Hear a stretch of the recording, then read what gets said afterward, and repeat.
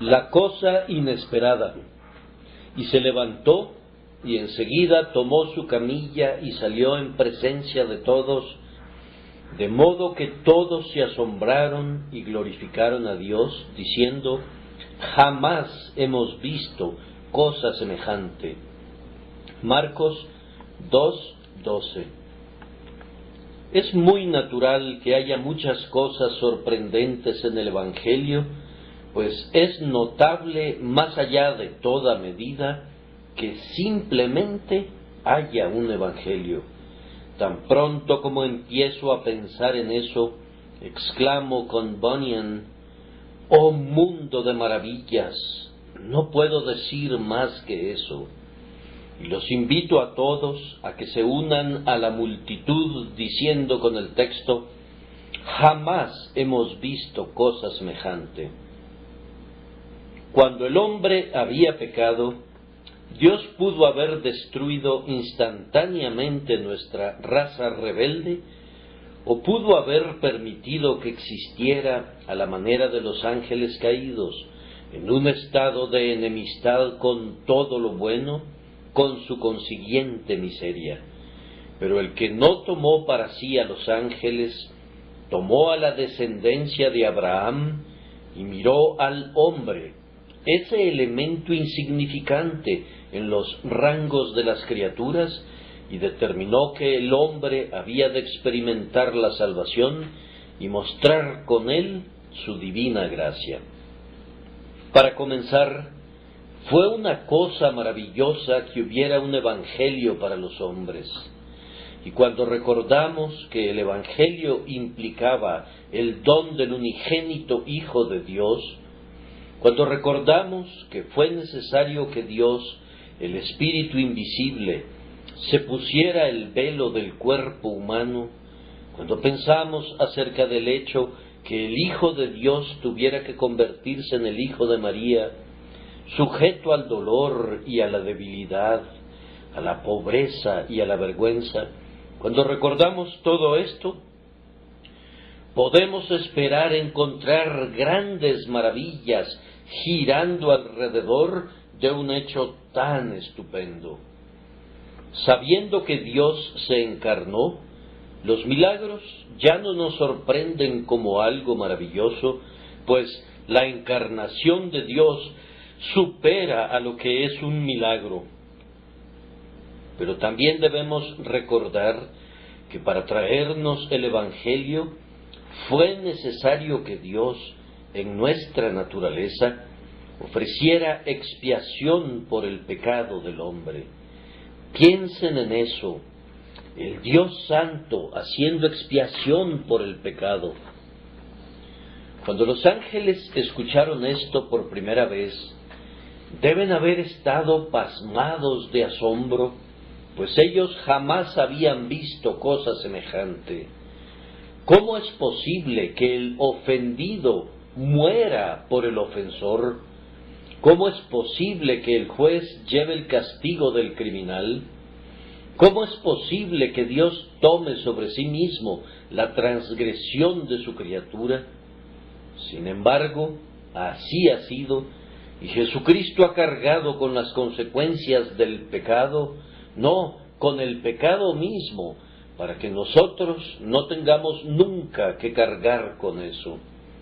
Por la transgresión de mi pueblo fue herido.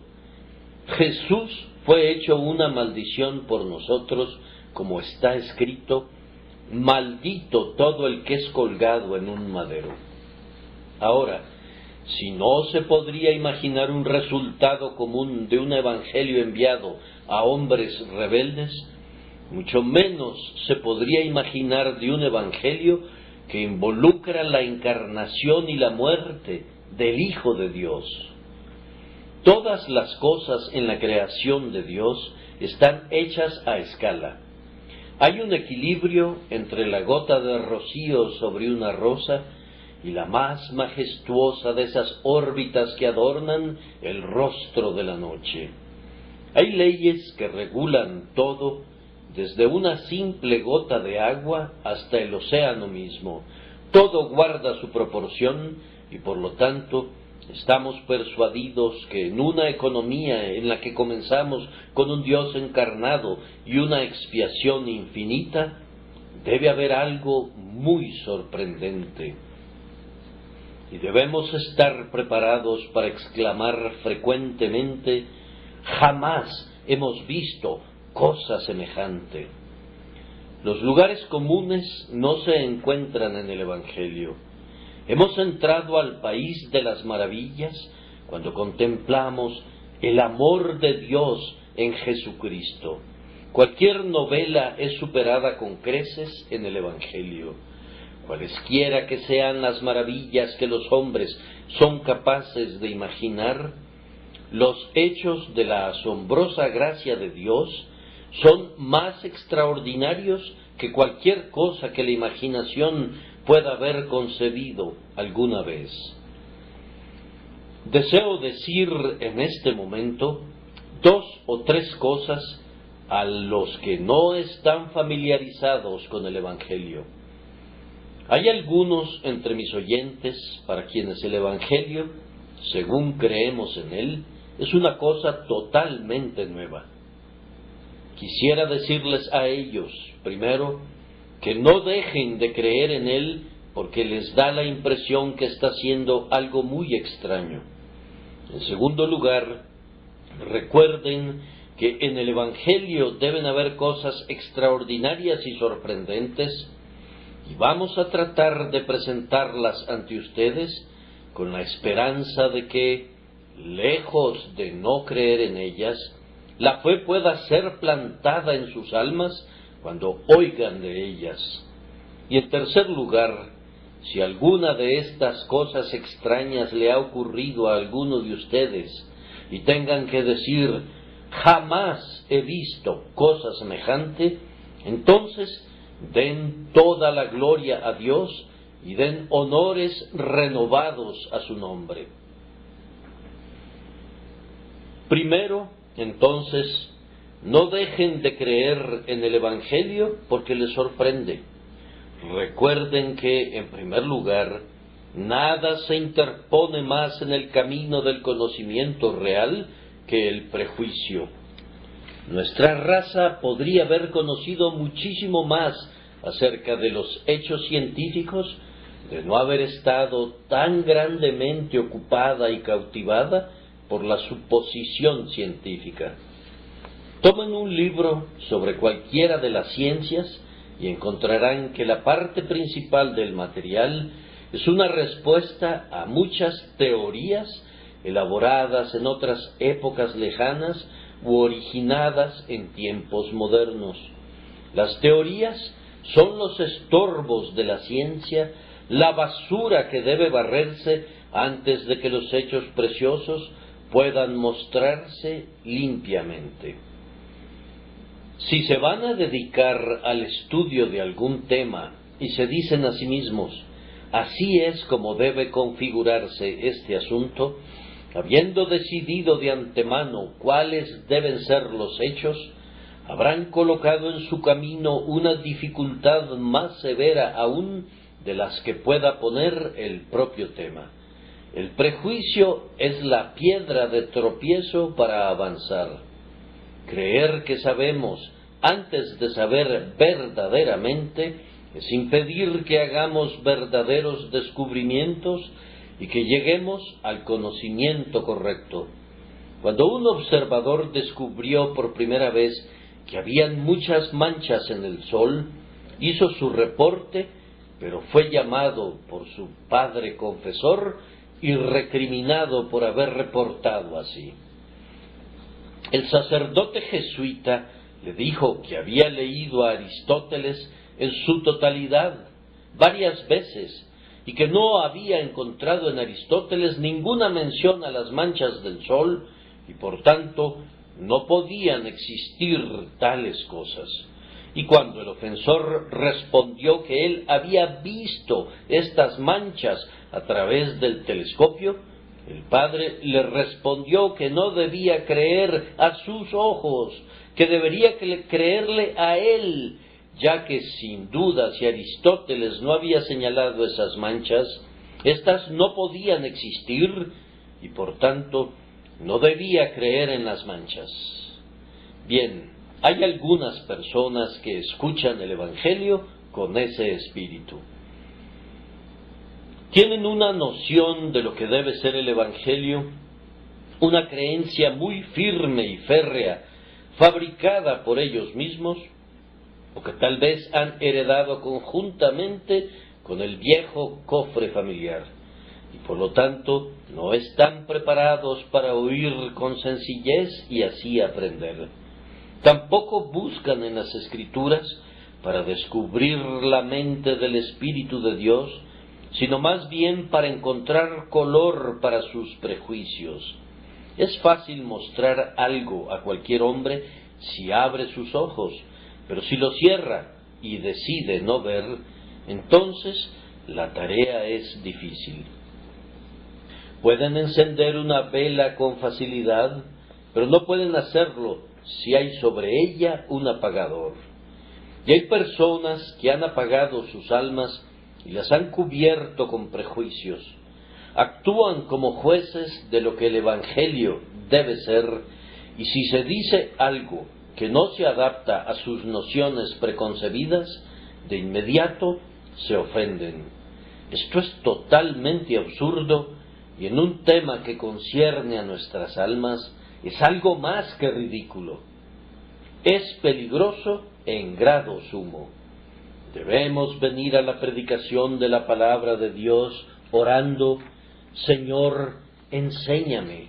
Espíritu bendito, guíame a toda la verdad.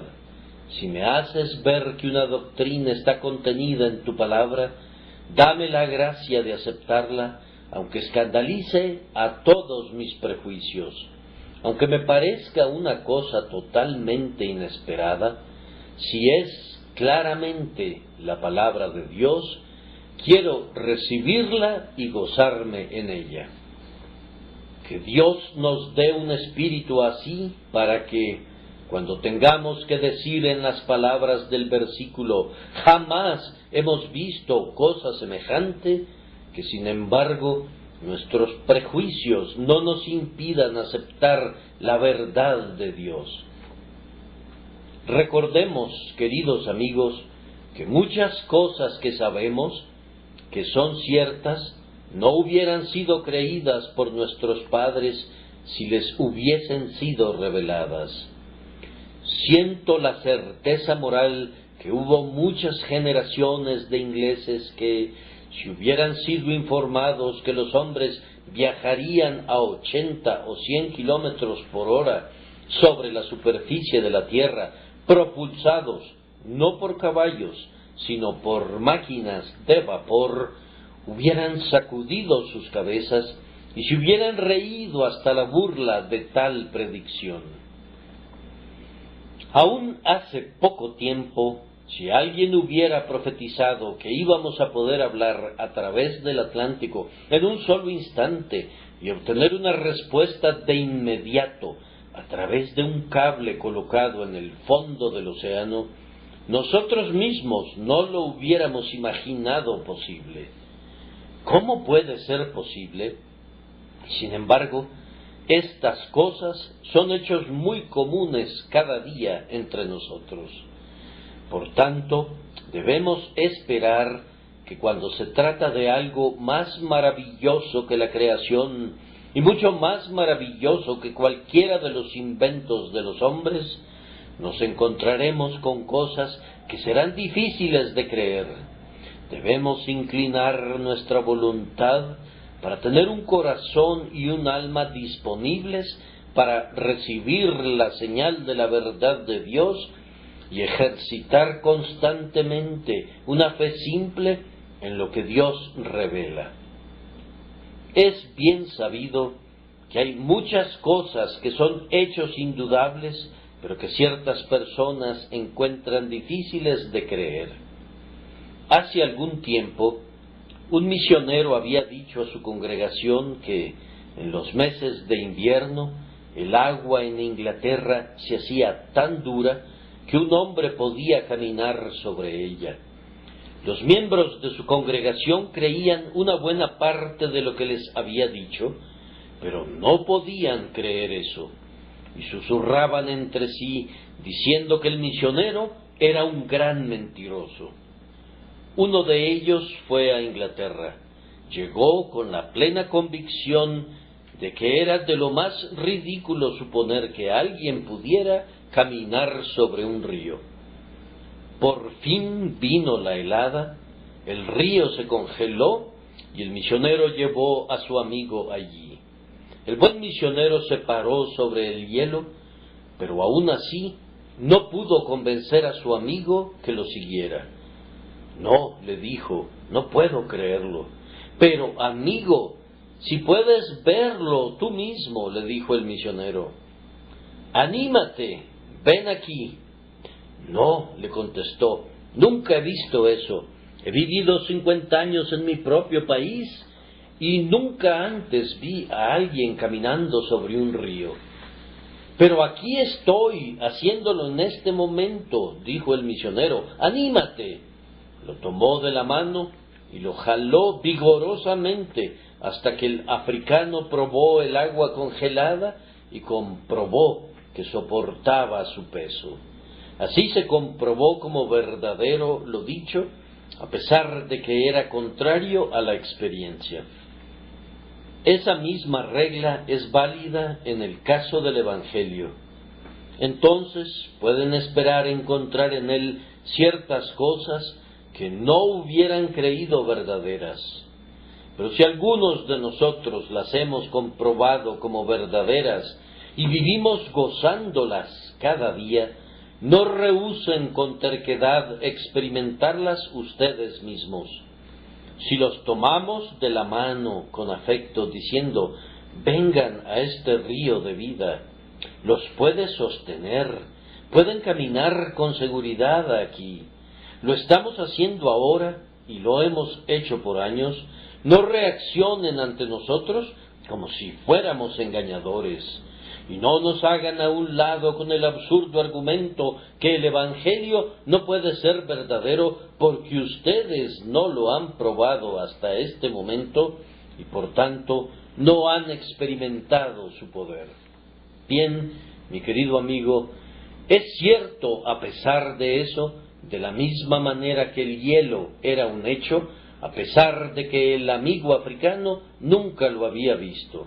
Él descubrió que el hielo era una realidad cuando finalmente se aventuró sobre él.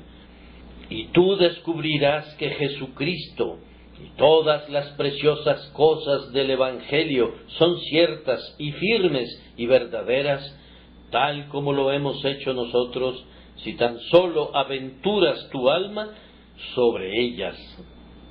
Yo menciono estas cosas simplemente para preparar tu mente para la plena convicción de que el hecho que una afirmación del Evangelio parezca nueva y sorprendente no debe crear incredulidad en la mente.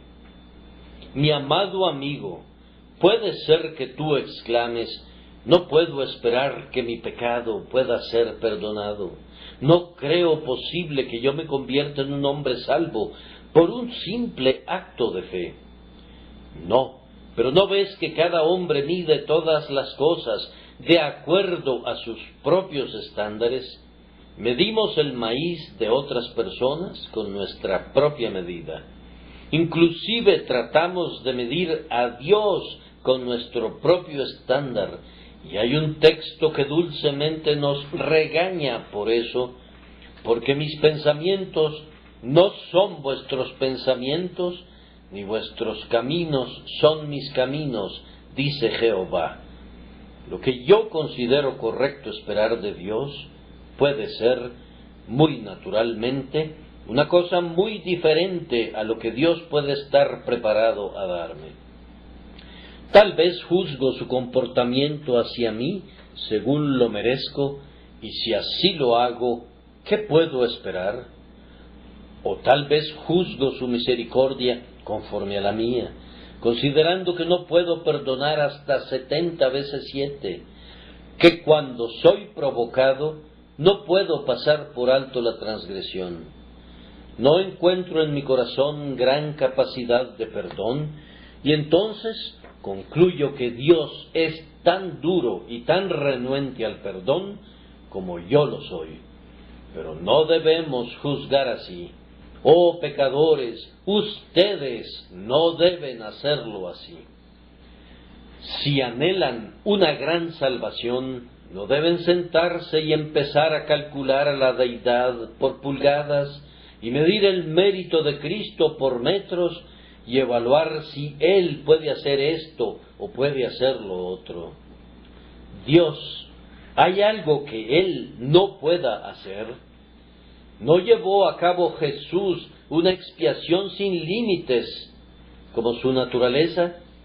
Entonces, ¿existe algún pecado que esa expiación no pueda limpiar? No juzgues al Señor de conformidad al juicio humano.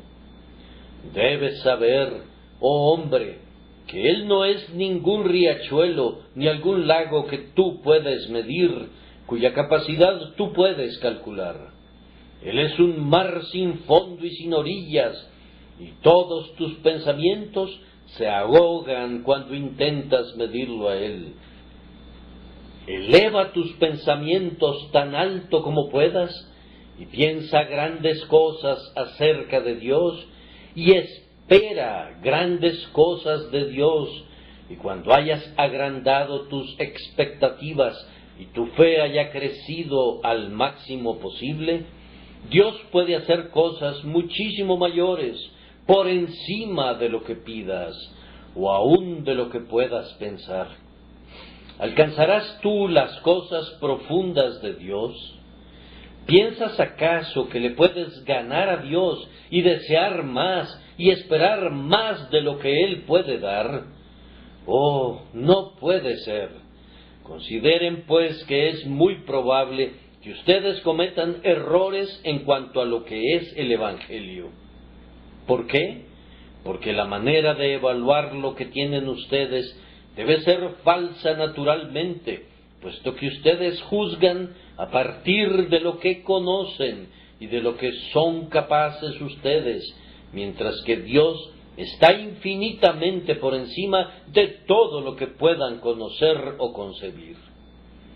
Además, déjame recordarte, querido amigo, a ti, para quien el Evangelio es algo extraño, que cuando hablamos de él directamente, no deben dejar de creer en él a causa de lo extraño que es, pues es claro que muchos han cometido errores en cuanto a lo que es el Evangelio. Los judíos que vivieron en el tiempo de nuestro Salvador oyeron al mejor predicador que alguna vez haya predicado, pero no lo entendieron. Ciertamente no se debió a la falta de un estilo lúcido, pues nunca habló hombre alguno así. Sin embargo, ellos no comprendieron todo lo que él dijo. Ellos pensaron que entendían lo que él quería decir, pero no fue así.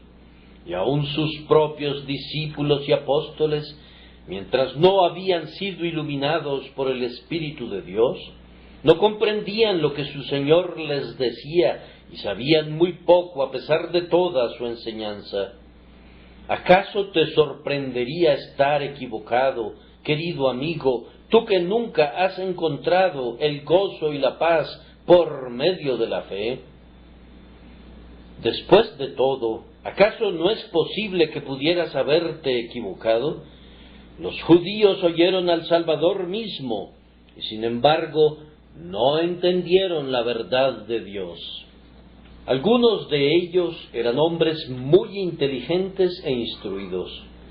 Hubo uno en particular que era un gobernante, un doctor entre los judíos, que no entendió estas cosas. Y cuando el Salvador le dijo, ¿os es necesario nacer de nuevo?, él lo tomó literalmente. No pudo entender el cambio místico que quiso describir nuestro Salvador. Ahora bien, si Nicodemo no pudo entender, y muchos más como Nicodemo tampoco, no pudiera suceder que tú tampoco hubieras encontrado el secreto y sigues en este momento sin poseerlo, posiblemente seas una persona de muy considerable educación y notables dones y características. Mi querido amigo, si hay alguien que puede no entender el verdadero sentido del Evangelio, eres tú.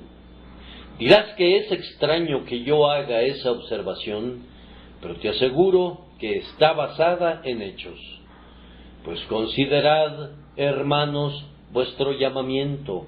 No sois muchos sabios según la carne, ni muchos poderosos. No muchos de los sabios de este mundo conocen a Cristo. Él enseña a los infantes y deja que los sabios presuman de su propia insensatez. Los magos del Oriente dieron muchos rodeos para encontrar al Salvador. Aún con la ayuda de la estrella que los guiaba, perdieron el camino. Pero los humildes pastores de las llanuras de Belén, sin necesidad de ninguna estrella, fueron de inmediato al lugar donde Jesús se encontraba. Fue una observación buena y verdadera la de Agustín cuando dijo: mientras los sabios andan a tientas buscando la cerradura, los simples y los pobres ya han entrado al reino de los cielos. La simplicidad de corazón es de mucha más ayuda para entender el Evangelio que una mente culta. Estar listos para ser enseñados es una mejor facultad que poder enseñar en lo que concierne a la recepción del Evangelio. Ese título de teología puede ser un obstáculo en tu camino hacia el entendimiento del Dios divino. Y esa misma posición que has alcanzado en los estudios clásicos puede hacer que te resulte más difícil captar eso que el peregrino, aunque sea un tonto, conoce de memoria. Puesto que esto es así, no te estoy insultando cuando digo que tal vez, mi querido amigo, has estado hasta este momento trabajando bajo el error y por tanto, si en cualquier momento se te predica el Evangelio, es conveniente que lo escuches con atención y no lo rechaces porque parece ser nuevo. Un comentario más y pasaré al siguiente punto, y es este. La persona a la que me dirijo ahora, y creo que entre mis oyentes hay gente así, si es el hombre que pienso, debe confesar que la religión que ahora tiene no ha hecho mucho por él. ¿Piensas que conoces el Evangelio? A ver, dime, ¿acaso puedes morir por lo que conoces? ¿Podrías morir ahora, felizmente y lleno de contento con la esperanza que tienes? Si así fuera, le doy gracias a Dios y te felicito. ¿La fe que posees ha consolado tu corazón?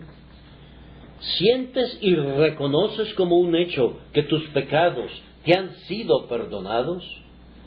¿Consideras que Dios es tu Padre? ¿Tienes el hábito de hablar con Él como un hijo habla con su padre, confiando en Él y diciéndole todas tus preocupaciones y problemas? Si es así, mi querido amigo, me gozo juntamente contigo. Pero a menos que tu religión sea la de Jesucristo, sé que no has encontrado tal paz. Lo que se conoce como religión puede tener muchas formas, muchas formas, pero todas se resumen en esto. Todas colocan al hombre en una posición en la que siente que es tan bueno como las otras personas y tan hábil para las cosas espirituales como el promedio de la gente. Y si se esfuerza al máximo y actúa conforme a su conocimiento y su luz, se hará sin duda cada vez mejor. Y tal vez, cuando esté a punto de morir, posiblemente con la ayuda de un religioso o de un sacerdote, tal vez, por medio de una notable experiencia que pueda vivir mediante el uso de los sacramentos, puede alcanzar el cielo.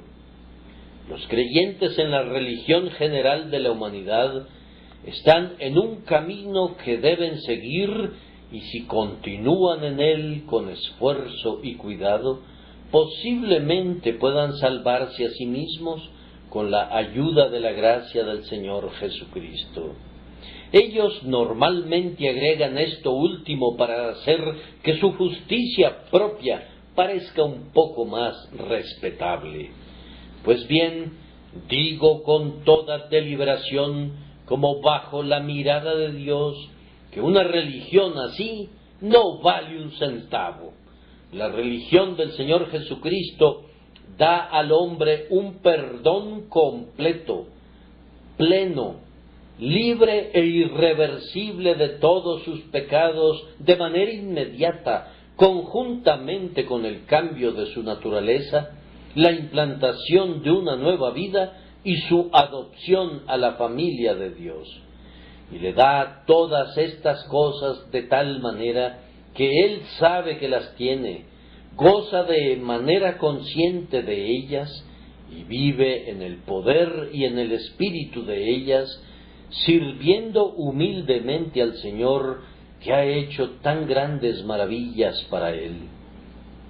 Esta es la religión de Cristo, y sobre esto hablaremos ahora de manera más completa, mientras mencionamos algunas cosas que conducen a los hombres a decir: jamás hemos visto cosa semejante.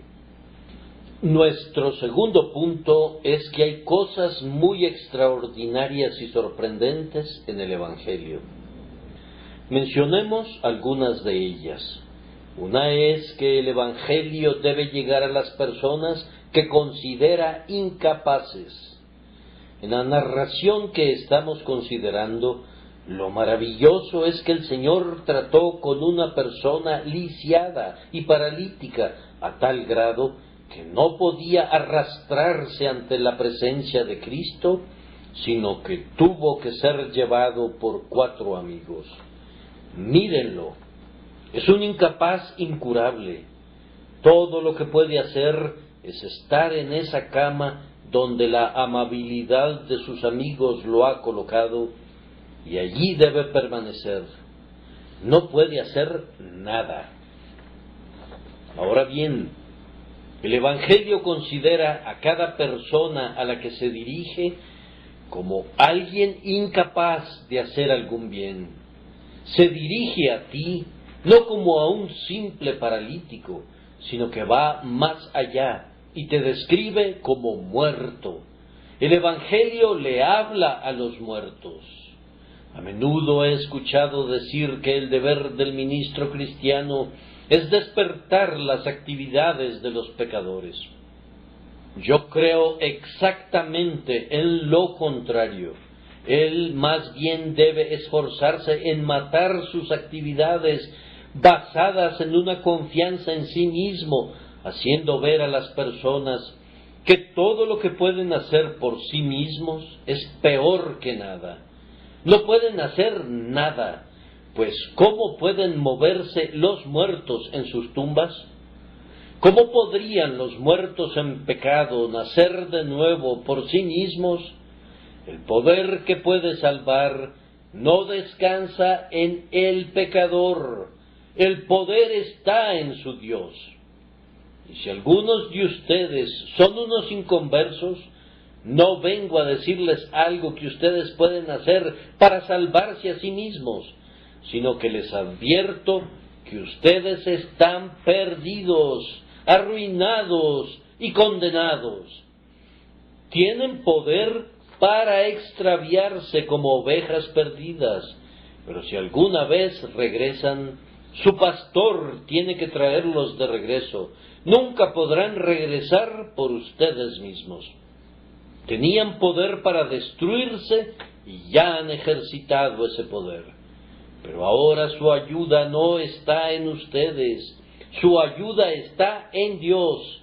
Es algo extraño que el Evangelio represente al hombre en una condición tan desesperada, pero es un hecho, y aunque es muy sorprendente, no debemos tener ninguna duda al respecto. Algo igualmente notable es que el Evangelio pide que los hombres hagan lo que no pueden hacer, pues Jesucristo dijo a este hombre paralítico: a ti te digo, levántate, toma tu camilla y anda. Él no podía levantarse. Él no podía tomar su camilla y no podía caminar, pero la invitación era para que así lo hiciera. Y es una de las extrañas cosas del camino de salvación que el Evangelio ordena que los muertos cobren vida, los pecadores obedecen su voz y viven, los huesos secos se levantan y visten ropas nuevas, y los corazones de piedra se vuelven de carne. Tenemos que decir en el nombre de Jesús al hombre que tiene la mano paralizada, cuya mano está tan paralizada que sabemos que no tiene ningún poder en ella: extiende tu mano. Y decimos eso en el nombre de Dios. Algunos de mis hermanos que profesan un cierto orden de doctrina dicen: eso es ridículo. Si admites que un hombre no puede hacerlo, es ridículo que le pidas que lo haga. Pero no nos importa ser ridículos. Nos importa muy poco la censura del juicio humano. Si Dios nos da una comisión, esa comisión impedirá que suframos muy seriamente si otros nos ridiculizan. Ezequiel, ¿no ves frente a ti ese valle de huesos secos? Sí, dice él, los veo. Hay muchísimos y están muy secos. El sol los ha calcinado durante muchos veranos y los fieros vientos los han secado durante muchos inviernos, hasta que quedaron como si hubieran pasado por un horno. Profeta, ¿qué puedes tú hacer con estos huesos? Si Dios quiere darles vida, les será dada. Por tanto, déjalos solos. ¿Qué puedes hacer tú? Escúchalo cuando hace la solemne proclamación: así dice el Señor, huesos secos, vivan. Ridículo, Ezequiel. Ellos no pueden vivir. ¿Por qué hablarles? El profeta sabe que no pueden vivir por sí mismos, pero también sabe que su Señor le pide que les ordene que vivan, y él hace lo que su Señor le pide. Así, en el Evangelio, el ministro debe invitar a los hombres a creer y debe decir: arrepentíos y creed en el Evangelio. Solamente por esta razón decimos: cree en el Señor Jesús y serás salvo. El Evangelio te pide que creas, aunque estás muerto en tus delitos y pecados. No puedo entenderlo, dice alguien. No, y no podrás hacerlo hasta que Dios te lo revele. Pero cuando el Señor venga y habite contigo, entonces entenderás perfectamente y verás cómo el ejercicio de la fe de parte del predicador del Evangelio es una parte de la operación divina mediante la cual las almas muertas son levantadas. Otra cosa más admirable aún es esta: que mientras que el Evangelio llega a hombres incapaces y muertos y les ordena hacer lo que no pueden hacer por sí mismos, en realidad lo hacen. Eso es lo maravilloso. En el nombre de Jesús decimos al hombre paralítico: toma tu camilla y vete a tu casa. Y toma su camilla y camina. Porque cuando se predica la palabra de Dios fielmente, con la confianza en Dios, le viene poder eterno al hombre que no tenía ningún poder. Y los elegidos de Dios, llamados por la predicación del Evangelio, oyen el mensaje del cielo y viene el poder al tiempo que escuchan el mensaje, de tal forma que lo obedecen y viven. a pesar de que estaban muertos, viven. Oh, qué maravillosa operación es esta que de esta congregación, mientras yo digo, cree en el Señor Jesús, habrá quien crea y sea salvo. Los que van a creer no tienen naturalmente más poder para creer que los demás. Todos por naturaleza están en el mismo estado de muerte, pero para los elegidos de Dios, la palabra llega con poder, asistida por el Espíritu Santo, y ellos creen y viven. Aquí hay tres cosas singulares. Es algo extraño tener que decirles a ustedes, gente buena de la iglesia y gente buena de la capilla, que siempre han hecho todo tan bien, que a menos que se conviertan, están muertos en delitos y pecados, y todas sus buenas obras son la mortaja en la que están envueltos sus cadáveres, solamente eso. Y es extraño que estemos obligados a invitarlos a creer en Jesús, cuando ya les hemos dicho que no tienen ninguna vida espiritual. Y es notable que se nos ordene advertirles que están viviendo en gran pecado si no creen en Jesús. Ustedes pueden juzgar más singular aún que nosotros tengamos la confianza que al decirles estas cosas de manera sencilla y honesta en el nombre de Dios, el Espíritu de Dios las bendecirá y los guiará a creer y a confiar en Jesús. Aunque parezca extraño, es así. Más notable aún para la multitud, sin duda, fue esto. Este hombre paralítico fue sanado de inmediato. Si se diera la recuperación de la parálisis en un momento dado, y es muy raro que esto ocurra, no creo que se sane en un instante. Este hombre es incapaz de mover la mano o el pie, pero Jesús le dice, toma tu camilla y anda, y se levanta como si nunca hubiese estado paralizado. Cada ligamento está en su lugar, cada músculo está listo para la acción en un momento. Pensarías que podría tomar un mes o dos y una buena cantidad de masajes y fricciones para poner la sangre de este hombre en sana acción, para volverlo a la normalidad y listo para su nueva vida. Pero no fue así. Él solamente escuchó esa extraña voz que le pidió que hiciera lo que no podía hacer, e hizo lo que no podía hacer por un poder que iba unido al mensaje, y así se levantó y fue sanado en un instante. Y he aquí lo maravilloso del Evangelio. Un pecador oye el Evangelio y todos los pecados de su vida entera están sobre él. Pero él cree en el Evangelio y todos los pecados son quitados en un momento. Y él es tan limpio ante el trono de Dios como si nunca hubiera sido manchado por el pecado. Hasta el momento de recibir el Evangelio, él era un enemigo de Dios por sus obras malvadas. Pero él acepta el testimonio de Dios relativo a su Hijo Jesús. Él descansa en Jesús y su corazón se vuelve como el corazón de un niñito. En un momento la piedra es quitada y recibe un corazón de carne, se convierte en una nueva criatura en Cristo Jesús. La oscuridad desaparece de la misma manera que la oscuridad al principio del mundo huyó ante el fiat que dijo, sea la luz.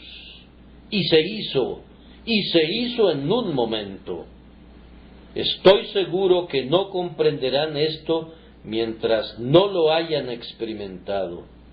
Oh, cómo bendigo a Dios, porque hace años, cuando oí el mensaje de Dios, mirad a mí y sed salvos todos los confines de la tierra, pude ver y vivir. Yo deseaba y ansiaba la salvación, y trabajaba arduamente y oraba arduamente para alcanzarla, pero no podía avanzar ni una pulgada. Pero vino el mensaje: mira. ¿Cómo podía mirar? Mis ojos no podían ver, pero sin embargo sí miré, pues el poder de mirar vino juntamente con el mandamiento, y en el mismo momento que miré, estuve consciente de que había sido perdonado, como estoy consciente de mi existencia. Hubo vida para mí en una mirada al crucificado. Un perdón seguro, cierto y sellado en mi conciencia me fue dado en el mismo momento que miré a Jesús en su sudor sangriento, a Jesús en la cruz, a Jesús resucitado de entre los muertos y a Jesús elevado a la gloria. Una mirada a Él y todo fue hecho. Dices que no habías pensado en eso, y aún ahora te sorprende. Pensaste que tendrías que tomar el sacramento y continuar asistiendo a un lugar de adoración y gradualmente salir de tu condición paralítica. Ese es el camino de salvación del hombre, mas el camino de salvación de Cristo es un cambio instantáneo del corazón y un perdón instantáneo del pecado. Otra cosa que nunca habían visto de manera igual fue que el hombre fue sanado sin ninguna ceremonia. La manera adecuada de sanar a una persona paralítica hubiera sido traer al sacerdote juntamente con agua y aceite, o derramar la sangre de un toro y ofrecerla, y después ir a través de un sinfín de ceremonias y a través del misterioso poder de las ceremonias, y al fin él podría ser curado. Pero aquí no hubo ninguna ceremonia. Fue simplemente esto: toma tu camilla y anda. El hombre, aunque no puede tomar su camilla y andar, cree que aquel que le ordenó hacerlo le dará poder para hacerlo, y toma su camilla y anda. Y ahí está la respuesta de todo. Él cree y actúa de acuerdo a esa fe y es restaurado. Y en eso consiste todo el plan de salvación. Tú crees en el Evangelio y actúas de acuerdo a su verdad y eres salvo. Salvo en el momento en que aceptas el testimonio de Dios relativo a su Hijo Jesucristo. ¿Pero acaso no hay un bautismo? Sí, para los salvos, mas no un bautismo para ganar la salvación. Cuando eres salvo, cuando eres un creyente en Jesús, entonces las instructivas ordenanzas de la casa de Dios se vuelven útiles para ti, pero Dios no quiera que alguna vez veamos al bautismo como un medio de salvación. Dios no quiera que tampoco veamos a la cena del Señor como un medio de salvación, que seamos preservados de cualquier cosa que se aproxime a la confianza en ritos y formas. Cuando eres salvo, entonces las ordenanzas de la casa a la que has entrado, las ordenanzas de la familia a la que ahora perteneces, son tuyas. Pero no te pertenecen, no te pueden dar ningún servicio de ningún tipo hasta tanto no seas un hombre salvo. La salvación de la muerte por el pecado no tiene nada que ver con ceremonias. El único precepto del Evangelio es: cree y vive. Otra cosa notable es que este hombre fue perfectamente restaurado, no solamente restaurado en un momento, sino perfectamente. Una restauración parcial no hubiera sido ni la 10ª parte de memorable. He tenido algunos queridos amigos parcialmente paralíticos que, durante un tiempo, en la buena providencia de Dios, se han recuperado de alguna manera, pero ha permanecido una cierta deformación de la boca, o una debilidad en los ojos, o una falta de fuerza en la mano, como prueba de que la parálisis estuvo allí. Pero este hombre estaba perfectamente sano de manera inmediata.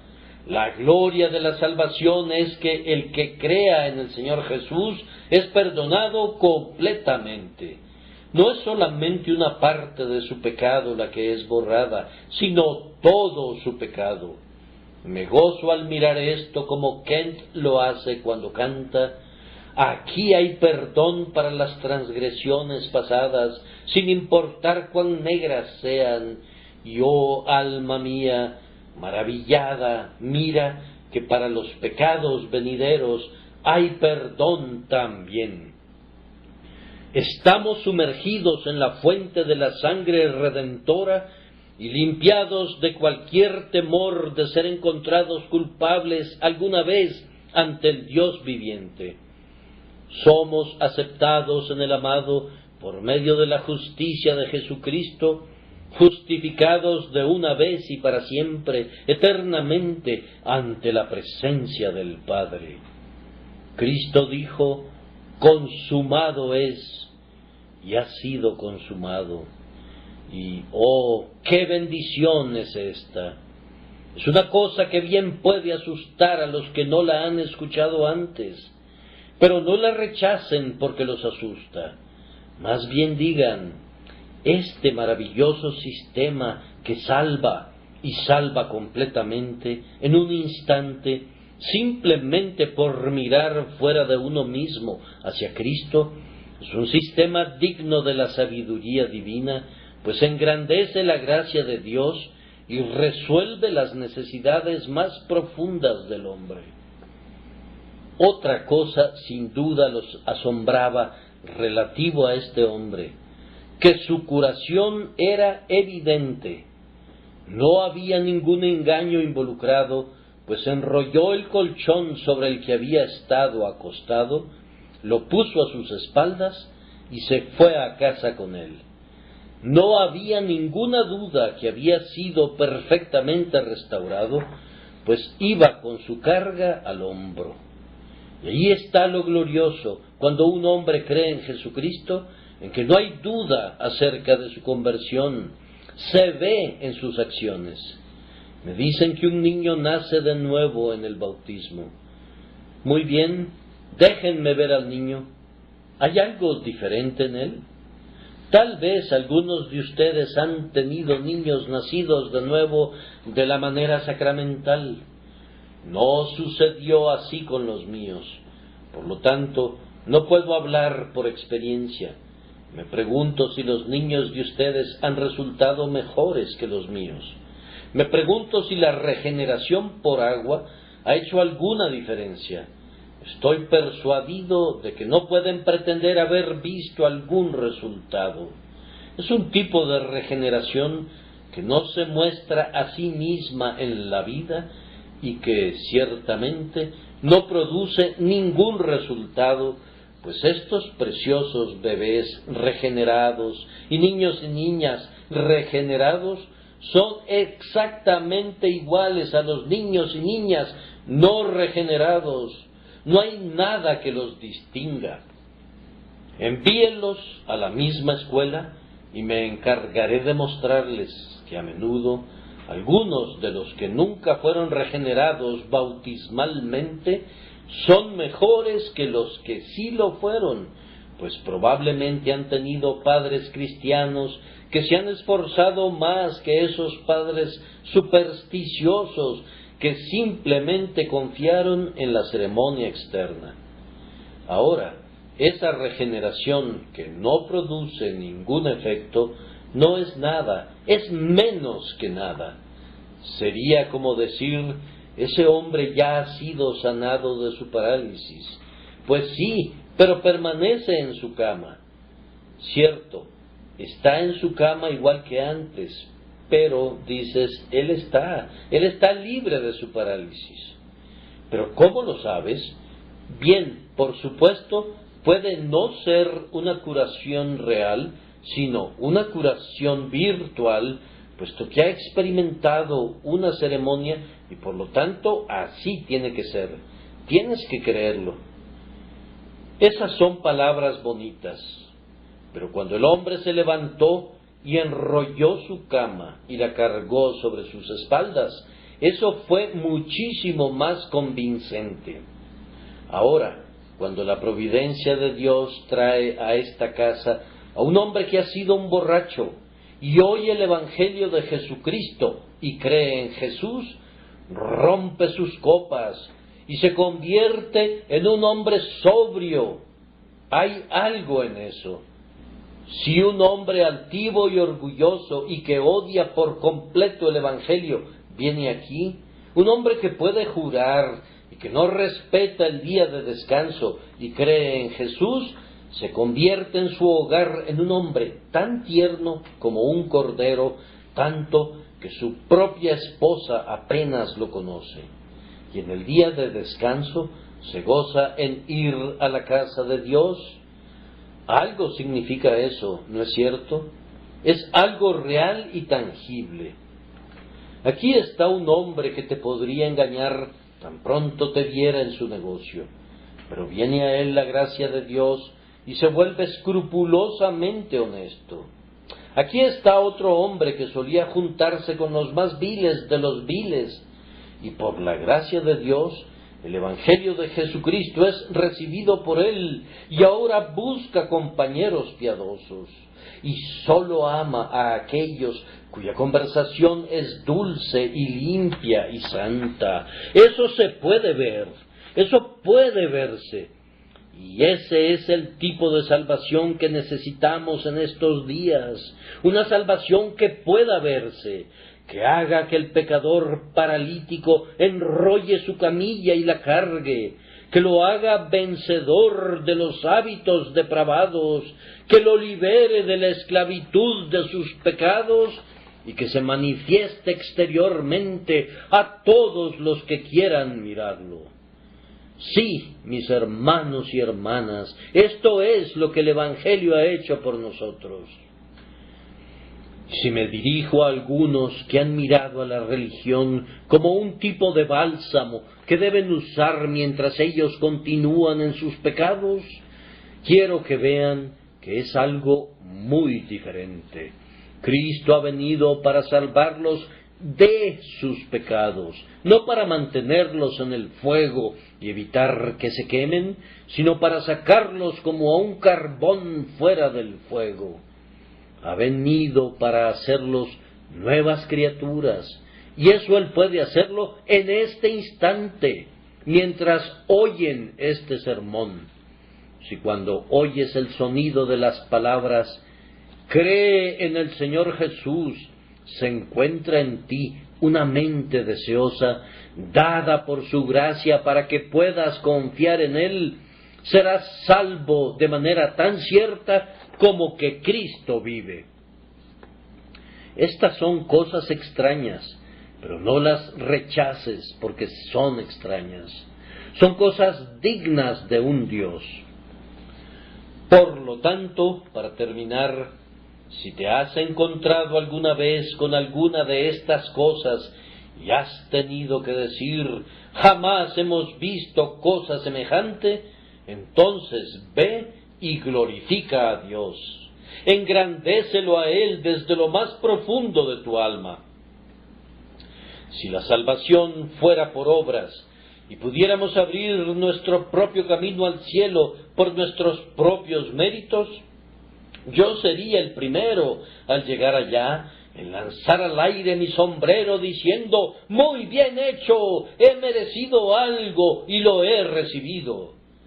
Pero puesto que la salvación es por gracia desde el principio hasta el fin, y no por el hombre, ni a causa de él, ni de la voluntad de la carne, ni de sangre, ni de nacimiento, pues es el Señor el que la comienza, la lleva a cabo y la termina, démosle toda la gloria a Él.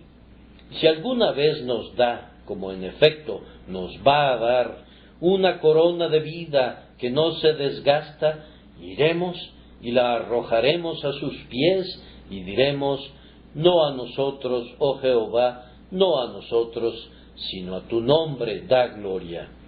Vivamos en este espíritu, queridos amigos. El hombre que cree en las doctrinas de la gracia y que sin embargo tiene una alta opinión de sí mismo, es altamente inconsistente. Un hombre que cree que la salvación es solamente por gracia y que, sin embargo, no glorifica a Dios continuamente, actúa en contra de sus propias convicciones. Engrandeced a Jehová conmigo, ensalcemos juntos su nombre. Nos sacó del horrible pozo y del fango que nos aprisionaba, y puso nuestro pie sobre una roca y estableció nuestros caminos. Puso un cántico nuevo en nuestras bocas y también alabanza para siempre. Alabado sea Él, pues Él lo ha hecho y Él debe ser exaltado. Oh, ustedes que no conocen esta salvación, ustedes no pueden alabarlo. Y yo no los exhorto para que lo hagan, pero antes que nada, ustedes pueden conocer esta salvación por ustedes mismos. Ustedes pueden conocerla. Bendito sea Dios. Yo confío que muchos de ustedes conocerán la salvación hoy, olvidándose de conseguirla por ustedes mismos, abandonando cualquier dependencia de cualquier cosa que ustedes puedan hacer, o ser, o sentir, y cayendo en los brazos de Jesús, descansando en su obra consumada y confiando en Él. Él los salvará. Él debe salvarlos si confían en Él, y entonces le darán la alabanza. Dios los bendiga, queridos amigos, por medio de Cristo.